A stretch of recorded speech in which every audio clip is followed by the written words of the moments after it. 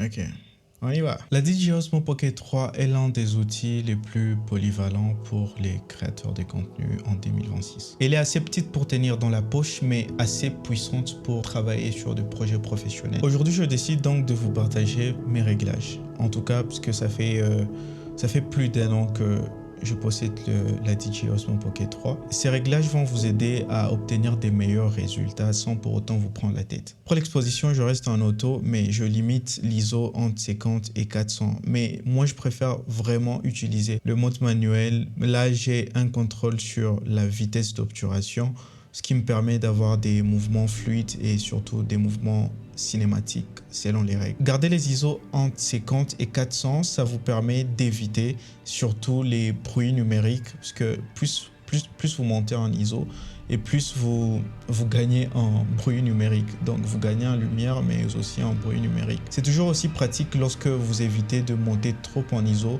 et lorsque vous compensez avec la lumière naturelle déjà présente sur la scène, ou vous utilisez votre filtre ND, ou simplement vous utilisez des lumières supplémentaires si vous êtes dans le noir. Côté focus, si vous présentez des objets, utilisez le mode Showcase. Sinon, restez sur le suivi de visage, c'est ultra fiable. Un petit réglage qui change tout, allez dans ajustement d'image et baissez la netteté à -2.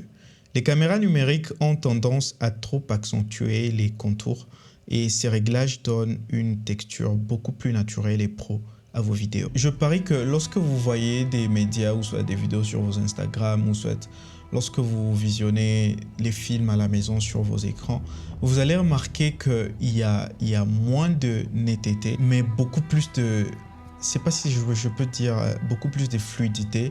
L'image n'a pas autant de textures, mais garde cette qualité supérieure qui donne plaisir à voir. Enfin, réglez votre nacelle sur le mode suivi follow avec une vitesse rapide. Ça permet à la caméra de rester fluide tout en réagissant vite à vos mouvements. Pour le son, les micros internes restent excellents, mais je vous recommande d'utiliser les microphones DJI. Pour ceux-là qui achètent le Creator Combo du DJI, vous avez un microphone supplémentaire qui vous est offert en bonus dans le package, ce qui vous permet justement d'enregistrer un très bon son, comme celui que vous entendez dans cette vidéo. Généralement, je recommande les gens de rester en stéréo et désactiver la réduction de bruit pour garder une ambiance naturelle.